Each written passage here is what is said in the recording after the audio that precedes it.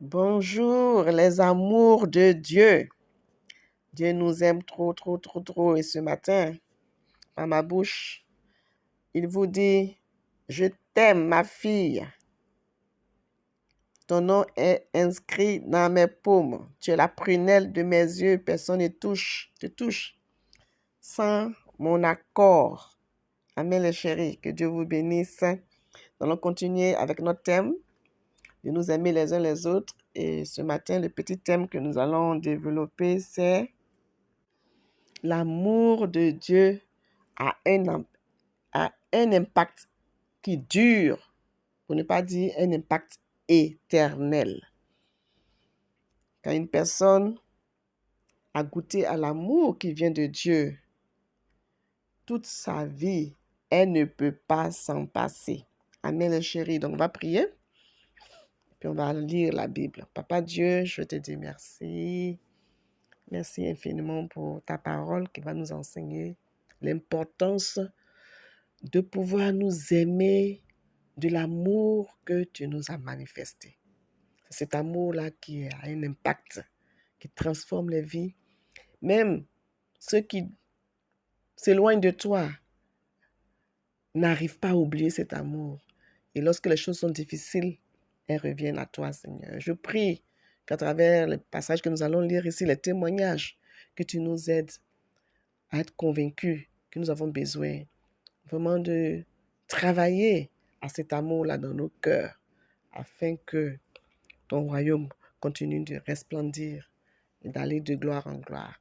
Merci pour ta présence, merci pour nos cœurs qui sont disponibles. Merci pour moi-même que tu vas utiliser comme un simple instrument pour nous parler à nous toutes. Moi, la première, glorifie toujours ton nom, au nom de Jésus. Amen. Tous les disciples connaissent cette histoire, c'est une parabole, on va la lire dans Luc 15 à partir du verset 11. Il dit encore, et c'est Jésus, il dit, un homme avait 2 fils. Le plus jeune dit à son père, mon père, donne-moi la part du bien qui doit me revenir. Et le père leur partagea son bien. Puis, 2 jours après, le plus jeune fils, ayant tout ramassé, partit pour un pays lointain, où il dissipa son bien en vivant dans la débauche.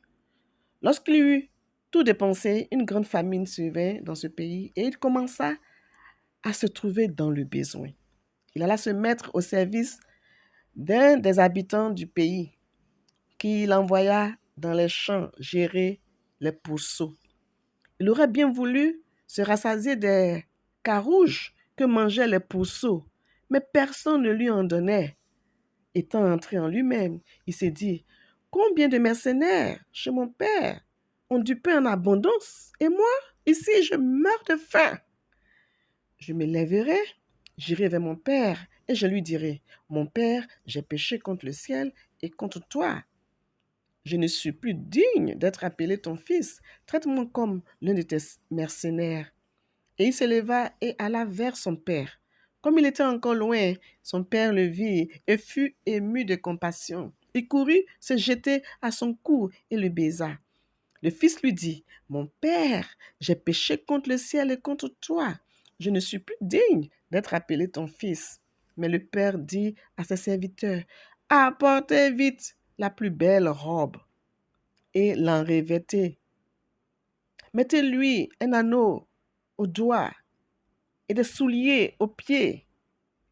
Amenez le veau gras et tuez-le. Mangeons et réjouissons-nous, car mon fils que voici était mort et il est revenu à la vie. Il était perdu et il est retrouvé. Et ils commencèrent à se réjouir. On va s'arrêter là.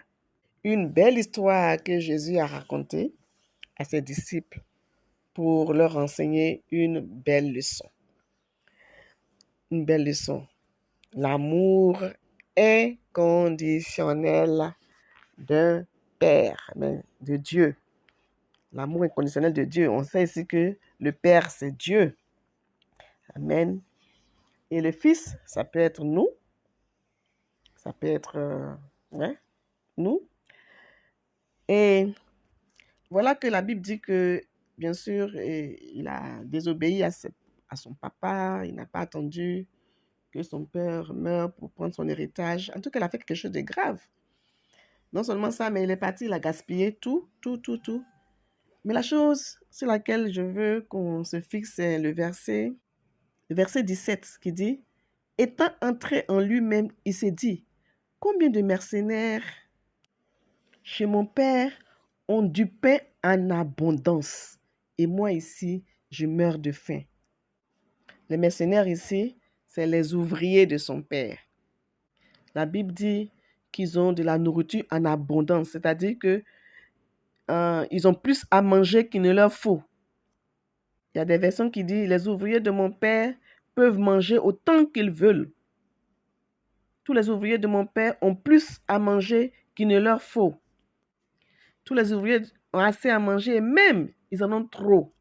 Amen les chéris. Et ça me dit que euh, l'amour de ce père n'est pas seulement un amour filial, un amour par rapport, parce que ce sont mes enfants, je les aime, mais c'est quelqu'un qui aimait tout le monde.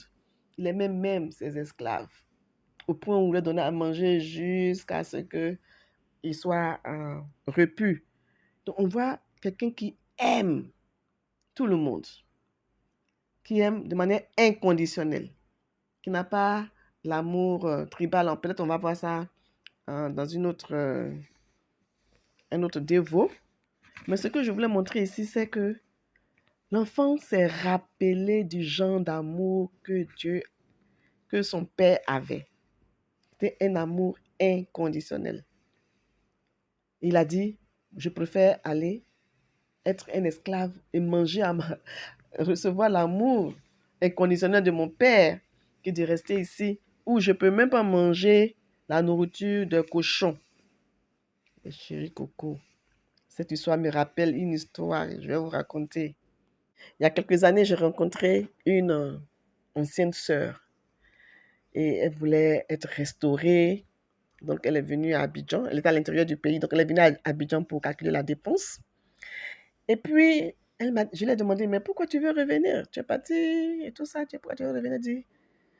Elle m'a raconté l'histoire. Elle dit qu'elle était adolescente, elle est devenue disciple. Et ses parents ne voulaient pas, et c'était deux sœurs, ses parents ne voulaient pas qu'elles aillent à l'église. Mais elle ne pouvait pas rester à la maison. Pourquoi?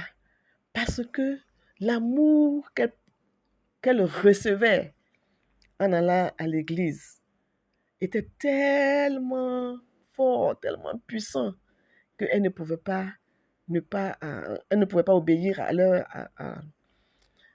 père. Et donc, malgré les coups, donc, elle me disait elle m'a même montré les cicatrices. Elle avait plus de 40 ans, elle avait des enfants, tout ça, mais elle avait encore les cicatrices des fouets que son père utilisait pour la frapper. Donc, à chaque fois qu'elle allait au culte, qu'elle revenait, il la frappait pour la décourager.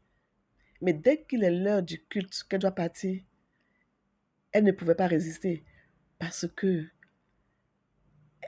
l'amour qu'elle recevait en allant au culte l'attirait, la maintenait, était comme une drogue qui faisait qu'elle ne pouvait pas rester à la maison. Donc, quand elle dit que quand elle pèse l'amour qu'elle va recevoir et puis le coup, elle s'est dit, je préfère aller au culte, il va me frapper et puis c'est bon, mais je ne veux pas rater le culte, je ne veux pas rater l'ambiance du culte, je ne veux pas rater l'amour de Dieu. Amen, les chéris.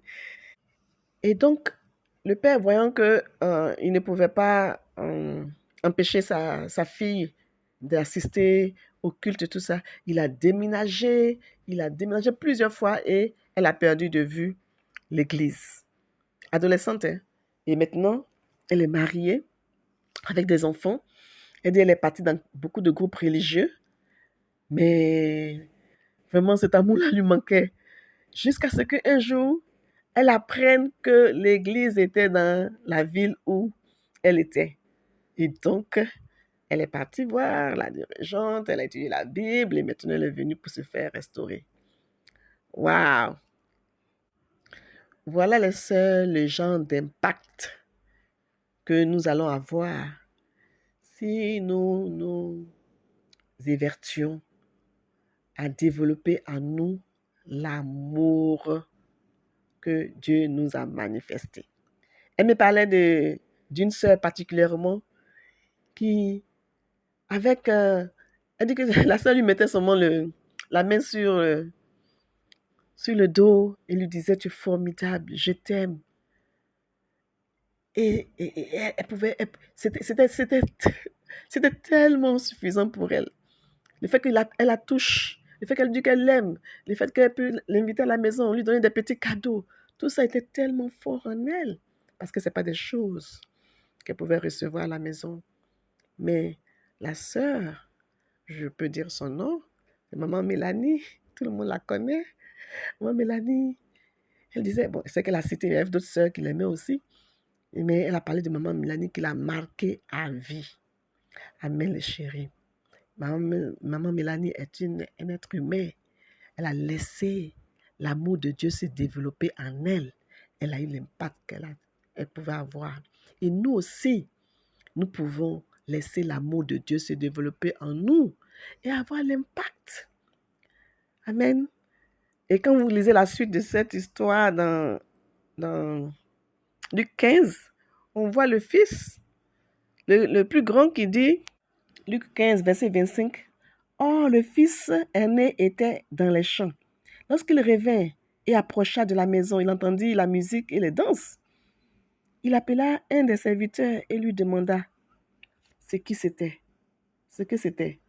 Le serviteur lui dit, « Ton frère est de retour, et parce qu'il a retrouvé en bonne santé ton père a tué le veau gras. » Et le fils se mit en colère et ne voulut pas entrer.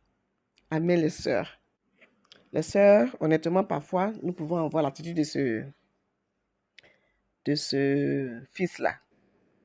Parfois, nous pouvons regarder les frères et sœurs qui tombent dans la foi et qui reviennent.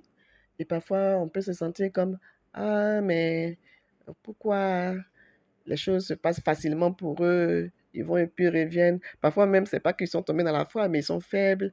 Et les gens disent, non, mais il faut pouvoir les traiter durement et tout ça. Il y a des moments où, honnêtement, on n'a même pas besoin de punir la personne.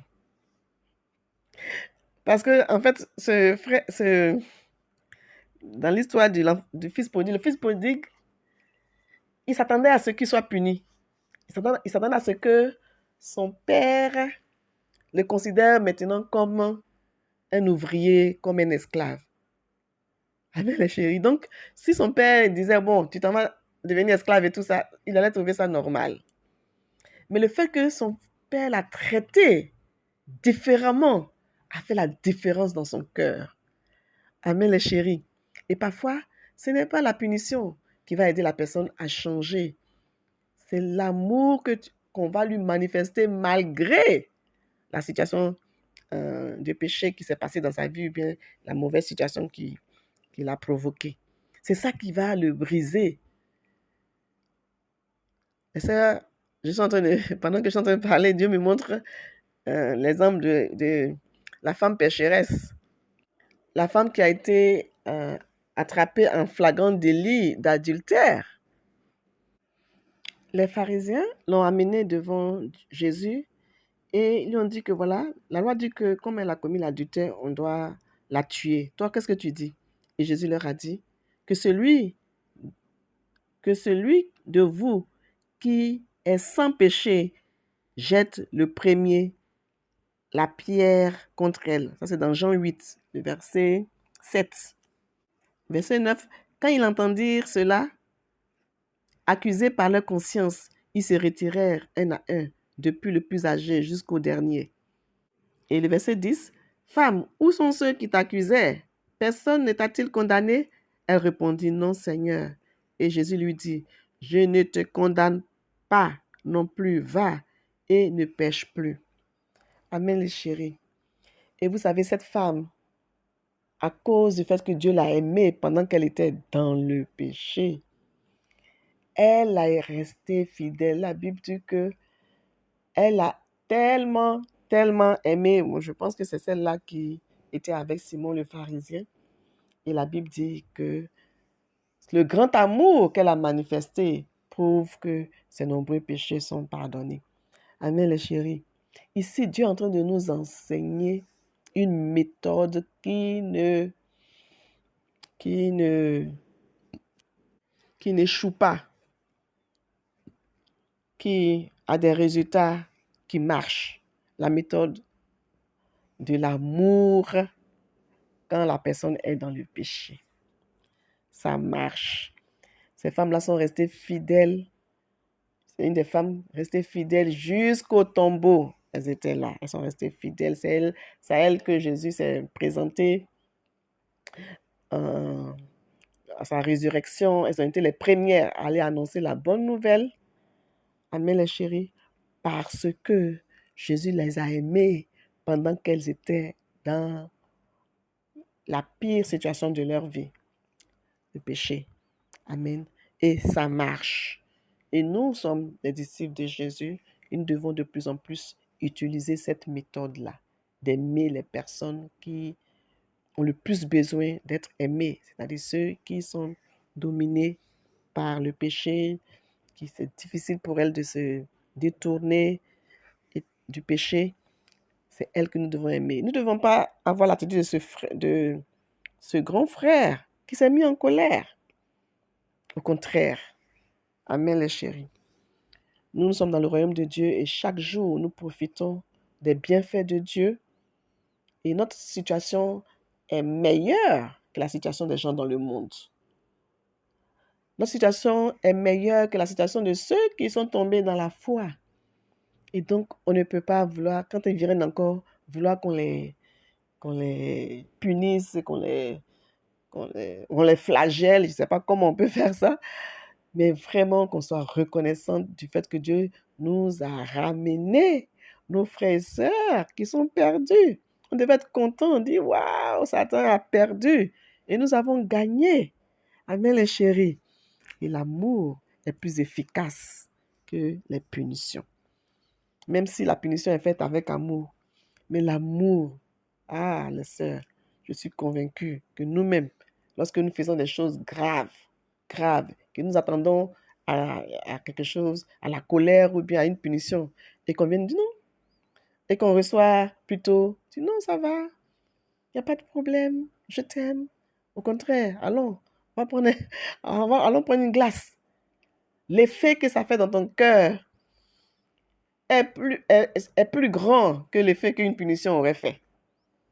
Et tu as envie de ne plus recommencer et tu tombes même sous le charme de la personne qui t'a aimé sans condition et tu as envie de vivre pour elle, de l'encourager, de faire les choses pour ne pas qu'elle soit encore blessée la prochaine fois. Amen les chéris. Donc notre Dieu est sage. Jésus, c'est celui-là qui est excellent. Utilisons ces méthodes pour pouvoir bâtir nos foyers, dans notre mariage, avec nos enfants, nos familles. Ça ne veut pas dire que nous sommes lâches, au contraire, ça montre que nous sommes sages et que nous comprenons la puissance de l'amour. Même si tout de suite là, on ne voit pas le résultat, comme cette sœur, comme ce fils, il est parti, malgré le fait que son père était rempli d'amour, il est parti. Mais il n'est pas resté là-bas. L'amour a fait qu'il est revenu. Les sœurs, si on continue d'aimer, même les gens peuvent tomber dans la foi, mais ils vont tourner jusqu'à ils vont revenir. Le plus important, c'est qu'au dernier jour, nous puissions toutes voir Jésus. Amen les chéris. Que Dieu vous bénisse. Prions pour terminer. Papa Dieu, merci pour ce que tu es sage. Merci pour tous ces exemples que tu mets dans la parole de Dieu pour nous aider à bâtir ton Église, Seigneur. Je prie que chaque jour, tu déverses en nous ta semence, la parole de Dieu, ton amour, que les fruits de l'Esprit Saint soient notre partage, Seigneur Dieu. Glorifie ton nom. Nous t'aimons au nom de Jésus. Amen. Bonne journée. Que Dieu nous remplisse de son amour, que autour de nous, nous puissions briller, que nous puissions être le sel de la terre, que les gens nous voyant puissent voir Jésus en nous et attraper le pan de nos robes et dire, je veux venir avec vous parce que Dieu est avec vous. Donc, bonne journée, à bientôt.